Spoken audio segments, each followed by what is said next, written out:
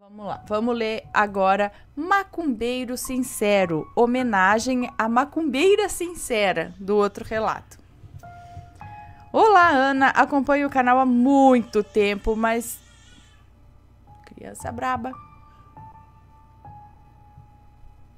Acompanho o canal há muito tempo, mas me acontecem tantas coisas malucas, né, sobrenaturais, que honestamente nunca sei o que contar como relato para você, pois tudo me parece um tanto quanto comum.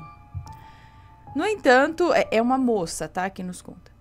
Acredito que sim, né, Bom, no entanto, achei engraçado o relato Macumbeira Sincera. E como você nunca tinha ouvido falar em algo assim antes, vou contar algo bastante semelhante.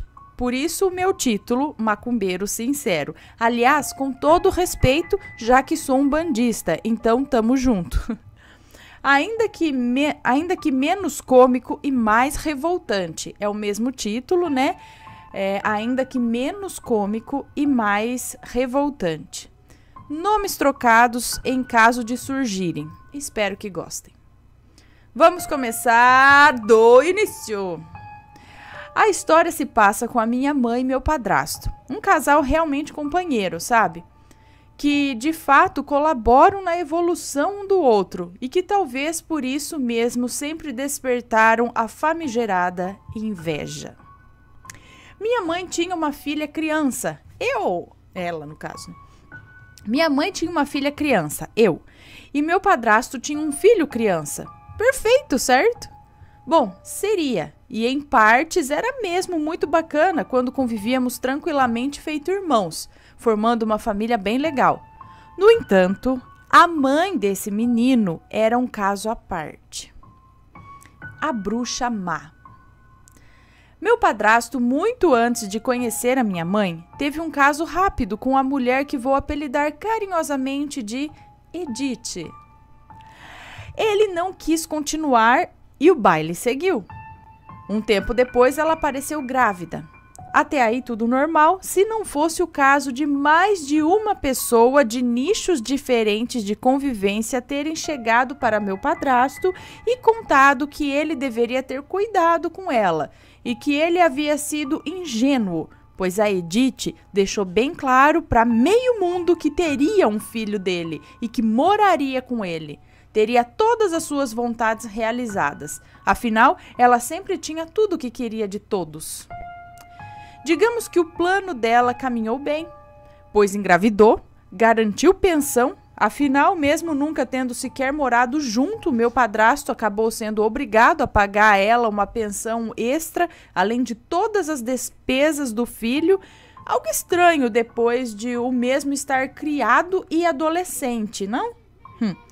Totalmente cabível que se pague as contas de um filho, mas as contas dela até a emancipação do menino?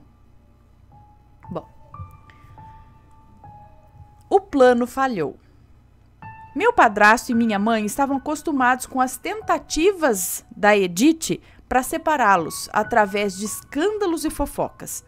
Porém, em certa época, ambos, principalmente a minha mãe, começaram a passar muito mal e se sentiram confusos e estranhos, brigavam por algumas besteiras e sentiam perturbações na casa onde morávamos.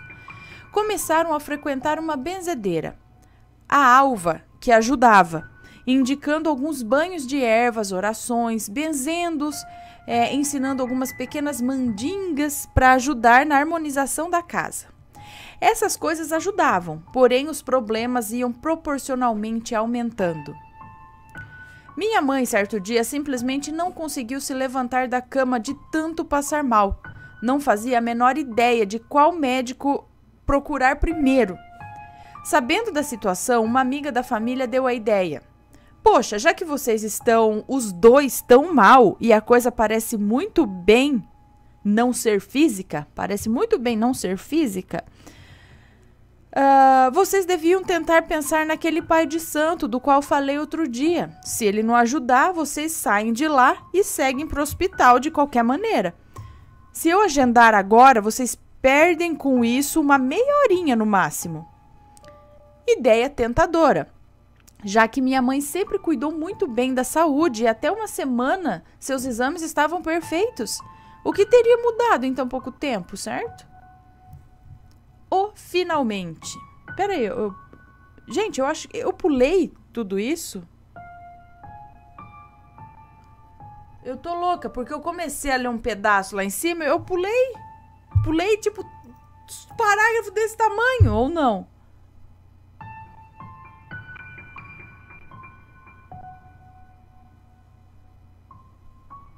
Eu vou voltar, gente. Eu tô louca, né? Meu cérebro não tá funcionando, então vamos voltar. O plano falhou. Vamos voltar no plano falhou. Eu pulei essa parte, ó. O plano falhou. E surge minha mãe e eu nessa história. Eu vou voltar um pouco mais pra vocês. Eu tava na Bruxa Má. Olha lá. Digamos que o plano dela caminhou bem, pois engravidou, garantiu pensão, afinal, mesmo nunca tendo sequer morado junto ao meu padrasto, o meu padrasto acabou sendo obrigado a pagar a ela uma pensão extra, além de todas as despesas do filho. Algo estranho depois de o mesmo estar criado e adolescente, não? Totalmente cabível que se pague as contas de um filho, mas as contas dela até a emancipação do menino? Bom, o plano falhou. E surge minha mãe e eu nessa história. Minha mãe é definitivamente uma das melhores pessoas que conheci na vida, por conta de sua ética e integridade. Sempre, Ana, sempre me ensinou a fazer ao próximo apenas o que desejo para mim e a dar o meu melhor, respeitar, questionar, amar, etc. É um exemplo até hoje. Com isso, sempre vi o quanto as pessoas que não tinham a mesma doçura e beleza, física e interior, a invejavam e com isso desejavam o seu mal. Falam por suas costas, fofocam, pois além de tudo ela era uma mulher divorciada em uma época em que isso não era bem visto. Minha mãe e meu padrasto, ambos espíritas, se conheceram em um centro, ambos solteiros, com filhos, ficaram amigos, saíram, namoraram e assim as coisas foram caminhando para morarem juntos e casarem. Não que esse processo tenha sido fácil. O que vou relatar foi apenas um episódio dentre muitos para tentar separá-los. Agora é o problemão. Meu padrasto e minha mãe estavam acostumados com as tentativas de Edith para separá-los através de escândalos e fofocas. Porém, em certa época, ambos, principalmente minha mãe, começaram a passar muito mal, a se sentirem confusos e estranhos. Brigavam por algumas bobeiras e sentiam perturbações na casa onde morávamos. Começaram a frequentar uma benzedeira, a Alva, que ajudava, indicando alguns banhos de ervas, orações, benzendos, ensinando algumas pequenas mandingas para ajudar na harmonização da casa. Essas coisas ajudavam, porém os problemas iam proporcionalmente aumentando. Minha mãe certo dia simplesmente não conseguia se levantar da cama de tanto passar mal. Não fazia a menor ideia de qual médico procurar primeiro. Sabendo da situação, uma amiga da família deu a ideia. Poxa, já que vocês estão os dois tão mal e a coisa parece muito bem não ser física, vocês deviam tentar passar naquele pai de santo do qual falei outro dia. Se ele não ajudar, vocês saem de lá e seguem para o hospital de qualquer maneira. Se eu agendar agora, vocês perdem com isso uma meia horinha no máximo. Ideia tentadora, já que minha mãe sempre cuidou muito bem da saúde e até uma semana seus exames estavam perfeitos. O que teria mudado em tão pouco tempo, certo? Finalmente. Ana, a amiga agendou e os acompanhou até a porta apenas. Minha mãe e meu padrasto aguardaram um pouco e logo mais foram recebidos numa salinha mais particular. O lugar era escuro, com aquele cheiro de umidade que demonstra falta de cuidados. O ambiente era estranho e bem diferente do que eles já haviam visto em centros espíritas e tendas de umbanda. O clima era esquisito e o tal pai de santo mais ainda. Na verdade, ele estava incorporado com alguma entidade que não se identificou. A entidade que pela propaganda da amiga parecia quase santificada, era na verdade bruta e os tratavam mal. Foi perguntando, tá, e afinal, o que vocês querem? Minha mãe, sempre respeitosa com todo mundo, tentou conquistar a amizade da entidade, demonstrando humildade e explicando brevemente o que ocorria. A entidade, no entanto, apenas os tratava com mais desdém. Benzeu minha mãe com mais má vontade ainda, ignorou meu padrasto e mandou que fizessem um banho com erva X. Agora podem ir. Disse a entidade entediada e levemente irônica, dando a mão para cumprimentar minha mãe. Porém, ao tocar sua mão, houve uma espécie de transe. A entidade ficou quieta por um momento e arregalou os olhos. Foi então que, do nada e por nada, desembestou a falar enquanto minha mãe e padrasto olhavam espantados. Otários! Vocês aqui? Vocês? A foto de vocês está debaixo do meu batente, seus burros. Vocês vêm para resolver... Vocês vêm para cá? Eu tenho o nome de cada um de vocês amarrado. A Edith me pagou bem pago para destruir a vida de vocês e vocês simplesmente resolvem vir aqui? Mas são muito mais burros do que eu imaginei. Se quiserem me pagar muito mais do que ela, eu posso desfazer. Resumi o que ele falou, pois houveram alguns palavreados e afirmações um pouco mais complicados que isso. Você deve imaginar. Minha mãe tirou coragem não sei de onde e respondeu como pôde. Não, obrigada. Eu vou me apegar a Deus e se ele achar que deve, é ele quem vai tirar. Desculpe. Pois então está bem. Boa sorte. E ao largar a mão da minha mãe, que segurava desde então, houve uma carga violenta de energia. Ela contou que saiu da sala fétida com a dignidade que pôde, mas ao entrarem no carro, desmontou e assim que se lembrou da benzedeira que lhes ajudava muitas e muitas vezes, só conseguiu cochichar. Vamos passar lá na Alva. A conclusão. Chegaram no local onde Alva fazia seus atendimentos e ela lhes esperava. Sim, na janela com um quê de aflita. Logo foi pegando seu terço e apetrechos, foi rezando e sentindo toda a carga energética que a minha mãe pegara para si naquele lugar horrível. Depois de muito trabalhar para quebrar aquele mal e indicar todas as missões que eles deveriam realizar, para quebrarem os feitiços e trabalhos feitos, começou enfim a se acalmar e contar. Olha, vocês tinham um trabalho terrível, com o sacrifício de um animal feito contra vocês, para que vocês perdessem tudo e ela, minha mãe, perdesse a vida. Se você saísse de lá hoje e fosse para sua casa, não se levantaria mais da sua cama, pois essa era a ideia do trabalho. Sim, como ele mesmo disse, foi a Edith quem pediu e pagou por esse trabalho. Mas o que era para sair... Desculpa. Mas o que era para sair contra vocês acabou virando a favor de vocês, pois ao irem parar justamente no local em que estava essa mandinga, vocês descobriram e deram chance para nós desfazermos esse mal.